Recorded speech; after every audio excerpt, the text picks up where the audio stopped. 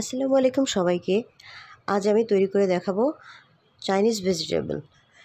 কিভাবে এই Chinese vegetable সহজেই তৈরি করতে পারবেন, আজ আমি সেটা করে দেখাচ্ছি। একটা ফ্রাইং প্যানে আমি হাফ টেবিল চামচ তেল দিয়ে নিয়েছি কিছু চিকেন কিমা, সামান্য একটু ভেজে আমি এর সঙ্গে অ্যাড করে দিচ্ছি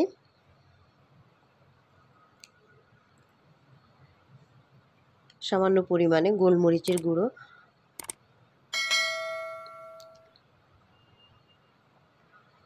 একটু নেড়ে চেড়ে এখানে দিয়ে দিচ্ছি সামান্য পরিমাণ লবণ,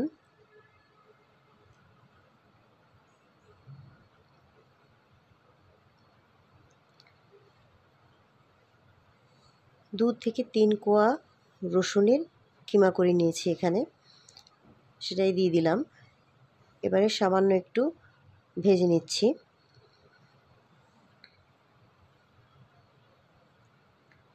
এখানে আমি অনেক রকমের সবজি নিয়েছি, এতগুলো সবজির প্রয়োজন নেই, আমার বাসায় ছিল এজন্য আমি নিয়েছি।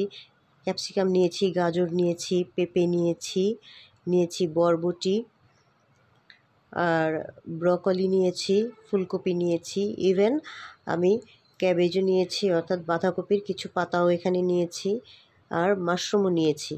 এগুলো সব আমার বাসাতেই ছিল, এগুলোর প্রয়োজন নেই। মাত্র 3টা আইটেম দিয়েও আপনারা করতে পারবেন, 3টা সবজি দিয়ে, অর্থাৎ পেঁপে, গাজর এবং বরবটি বা ব্রকলি যেটাই দেন, যে কোনো একটা দিয়েও, ব্রকলি কিংবা বরবটি কিংবা ফুলকপি যেটা দেন এটা দিয়েও সুন্দর করে 3টা আইটেম দিয়ে কিন্তু খুব সুন্দরভাবে একটা চাইনিজ ভেজিটেবল করা পসিবল।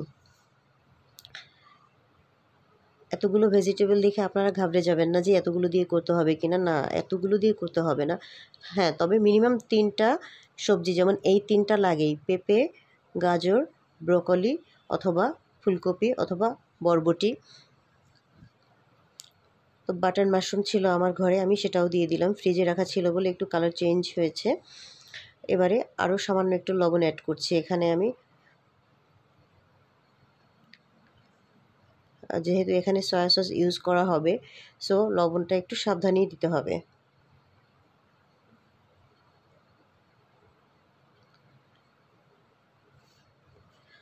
আর এই সবজিটা ঢাকনা দিয়ে ঢেকে রান্না করবেন না, তার কারণ হচ্ছে তাহলে সবজির যে এত সুন্দর কালারগুলো চেঞ্জ হয়ে যাবে, তখন দেখতে এতটা সুন্দর লাগবে না। হ্যাঁ, খেতে হয়তো ভালো লাগবে কিন্তু দেখতে ভালো লাগবে না।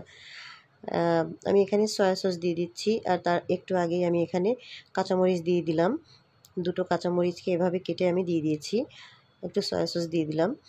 তারপরে দিয়ে দিচ্ছি এখানে পেঁয়াজ,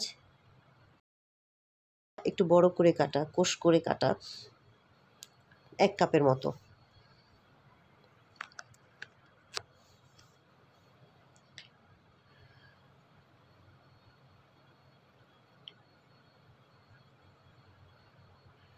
এখন একটু ভালো করে নেড়ে চেড়ে একটু রান্না করে নিচ্ছি। সবজিগুলো অতিরিক্ত সিদ্ধ হওয়া যাবে না, মোটামুটি আর কি। অতিরিক্ত সিদ্ধ হলে এটা ভালো লাগবে না, একদম ঘেটে যাবে। সামান্য একটু পানি অ্যাড করেছি আমি। একটু পানি যদি অ্যাড না করা হয়, দেখা যায় যে অনেকে পানি অ্যাড করে না, সেক্ষেত্রে হয় কি নিচ থেকে একটু ভাজা ভাজা হয়ে যায়, তখন কালারটা নষ্ট হয়ে যায়।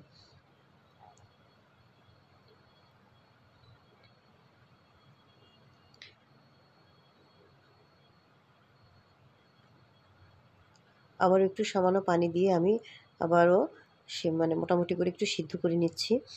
আর এখানে আমি ম্যাগি চিকেন স্টক ইউজ করছি, এটা কিন্তু অ্যাডিশনাল, আপনারা চাইলে দিতে পারেন, এটা স্বাদ একটু বাড়িয়ে তোলে। আপনারা জানেন যে চিকেন স্টক দিলে স্বাদটা একটু বেড়ে যায়, এটা দিলেও চলে, না দিলেও চলে। আবার অনেকেই কিন্তু এখানে ইউজ করে টেস্টিং সল্ট দিলে অবশ্যই টেস্ট বাড়বে, বাট স্বাস্থ্যসম্মত না। জানেন তো টেস্টিং সল্ট আসলেই শরীরের জন্য অতটা বেশি উপকারী নয়, একটু ক্ষতিকরই বটে। আর লবণ টেস্ট করে আবার লবণ দিয়ে দিলাম। তার আগে এখানে আমি 3 চামচ ভরা ভরা একদম 3 চামচ, চায়ের চামচ, বড় চায়ের চামচের 3 চামচ এখানে কর্নফ্লাওয়ার গুলে দিয়েছি। এটাকে কিন্তু খুব সুন্দর করে গুলে অল্প অল্প করে দিয়ে নেড়ে নিতে হবে, সাথে সাথে করে নাড়তে থাকতে হবে। আর খুবই তাড়াতাড়ি এই কর্নফ্লাওয়ার দেওয়ার পরে কর্নফ্লাওয়ারের একটা আঠালো ভাব চলে আসে।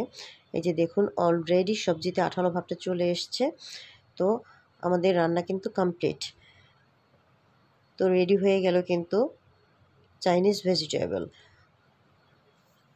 গত ভিডিওতে আমি দেখিয়েছিলাম ফ্রাইড রাইস, আমি সেদিনই করেছিলাম Chinese vegetable and chicken fry. আমি পরপর 2টি রেসিপি শেয়ার করলাম আপনাদের সঙ্গে। তো যদি রেসিপিটা ভালো লেগে থাকে, খুব সংক্ষেপে আমি তৈরি করে দেখালাম, যদি ভালো লেগে থাকে অবশ্যই লাইক দেবেন, সাবস্ক্রাইব করবেন এবং কমেন্ট করবেন, শেয়ার করতে ভুলবেন না।